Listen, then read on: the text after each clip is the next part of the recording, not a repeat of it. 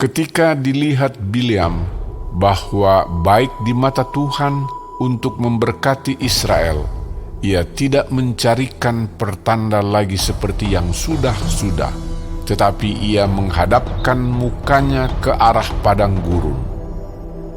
Ketika Bileam memandang ke depan dan melihat orang Israel berkemah menurut suku mereka, maka roh Allah menghinggapi dia. Lalu diucapkannyalah sanjaknya, katanya, "Tutur kata Bileam bin Beor, tutur kata orang yang terbuka matanya, tutur kata orang yang mendengar firman Allah, yang melihat penglihatan dari Yang Maha Kuasa sambil rebah, namun dengan mata tersingkap.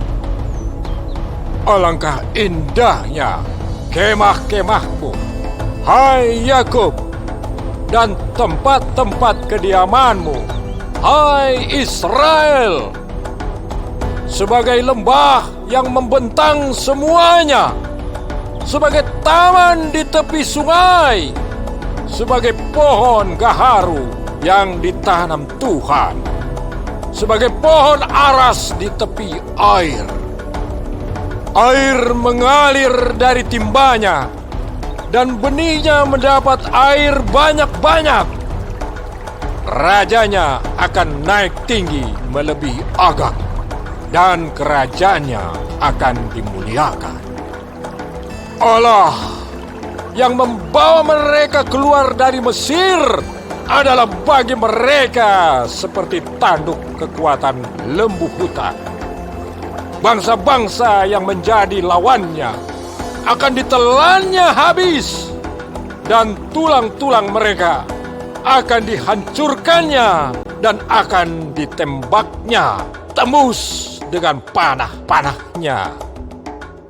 Ia meniarap dan merebahkan diri sebagai singa jantan dan sebagai singa betina. Siapakah yang berani membangunkannya? Diberkatilah orang yang memberkati engkau, dan terkutuklah orang yang mengutuk engkau. Lalu bangkitlah amarah Balak terhadap Bileam, dan dengan meremas-remas jarinya berkatalah ia kepada Bileam, "Untuk menyerapah musuhku, aku memanggil engkau, tetapi sebaliknya sampai 3 kali engkau memberkati mereka. Oleh sebab itu, enyahlah engkau ke tempat kediamanmu. Aku telah berkata kepadamu, aku telah bermaksud memberi banyak upah kepadamu, tetapi Tuhan telah mencegah engkau memperolehnya." Tetapi berkatalah Bileam kepada Balak, "Bukankah telah kukatakan juga kepada utusan-utusan yang kau kirim kepadaku? Sekalipun Balak memberikan kepadaku emas dan perak seistana penuh, aku tidak akan sanggup melanggar titah Tuhan dengan berbuat baik atau jahat atas kemauanku sendiri. Apa yang akan difirmankan Tuhan, itulah yang akan kukatakan.